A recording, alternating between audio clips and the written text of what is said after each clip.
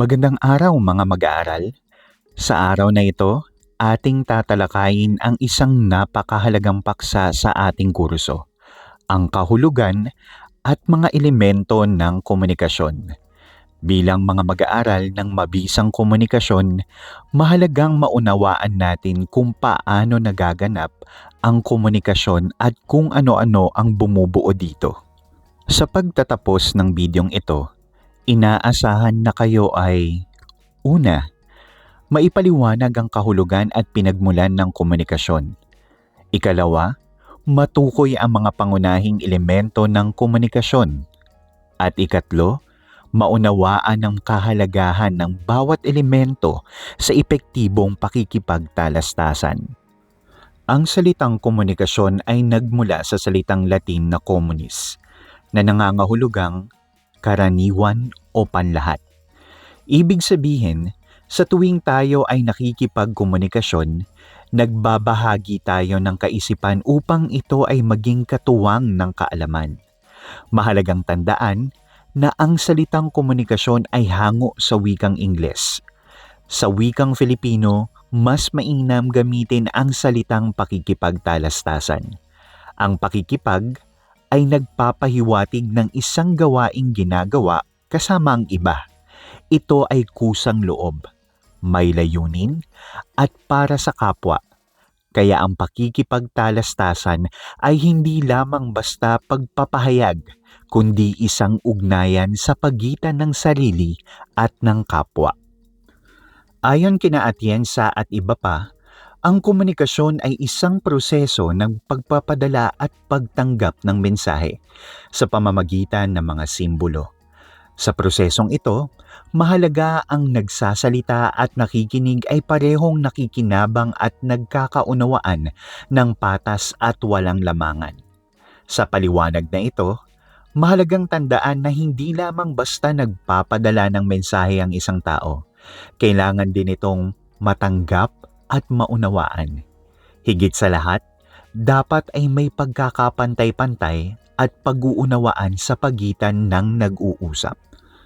Upang maging matagumpay at ganap ang komunikasyon, may mga mahahalagang salik na kailangang isaalang-alang. Ang mga ito ang bumubuo sa proseso ng komunikasyon at nagsisilbing gabay upang maging malinaw at epektibo ang pagpapalitan ng mensahe. Ang anim na pangunahing elemento ng komunikasyon ay ang mga sumusunod: tagahatid, mensahe, channel o daluyan, tagatanggap, feedback at mga hadlang o ingay. Ang bawat isa sa mga ito ay may mahalagang papel sa kabuuang proseso ng pakikipagtalastasan. Ang una ay ang tagahatid. Ang tagahatid ang pinagmulan ng mensahe. Siya ang nag-iisip kung ano ang nais niyang iparating at kung paano niya ito ipapahayag. Kung wala ang tagahatid, hindi magsisimula ang komunikasyon dahil walang magbibigay ng ideya o mensahe.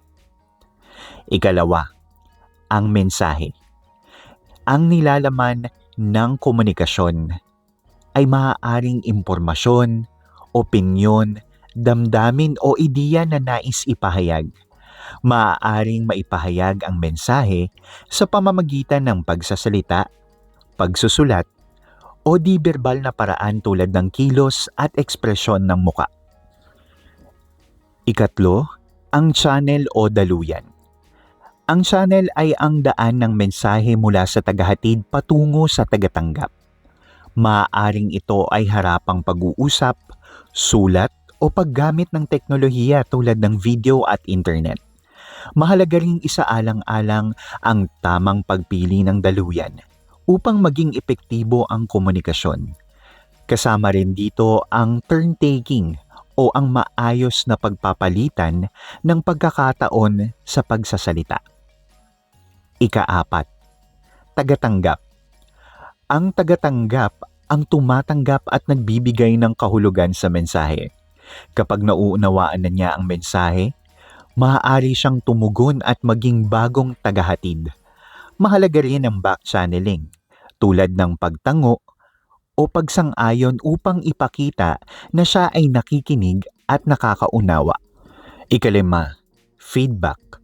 Ang feedback ay ang tugon o reaksyon ng tagatanggap sa mensahe. Ito ang nagsasabi kung nauunawaan ba ng tama ang mensahe. Sa pamamagitan ng feedback, nagiging tuloy-tuloy ang komunikasyon at naitatama ang anumang hindi pagkakaunawaan. Panghuli, mga hadlang. Ang hadlang o ingay ay anumang salik na nakakasagabal sa maayos na komunikasyon. Maaaring ito ay ingay sa kapaligiran, pisikal na kondisyon, o pagkakaiba sa wika, kultura at karanasan. Dahil dito, maaaring magbago o hindi lubusang maunawaan ang mensahe. Upang balikan, ang komunikasyon ay binubuo ng 6 na elemento: tagahatid, mensahe, channel, tagatanggap, feedback at mga hadlang. Ang bawat isa ay magkakaugnay at sabay-sabay na gumagana upang maging epektibo ang pakikipagtalastasan. Sa kabuuan, ang komunikasyon o pakikipagtalastasan ay hindi lamang simpleng pagpapadala ng mensahe. Ito ay isang proseso ng ugnayan, pag-unawa at pagbabahaginan sa pagitan ng sarili at ng kapwa. Bilang pagninilay, sagutin ang tanong na ito. Paano nakaapekto ang paraan ng iyong pakikipagtalastasan sa iyong ugnayan sa ibang tao? Pag-isipan ito at iugnay sa inyong sariling karanasan. Maraming salamat sa inyong pakikinig at pakikibahagi sa araling ito. Nawa ay mas lalo ninyong maunawaan ang kahalagahan ng mabisang komunikasyon sa inyong pang-araw-araw na buhay. Naway handa kayo sa ating susunod na pagkikita upang balikan ang mga napag-usapan sa video na ito. Maraming salamat at paalam.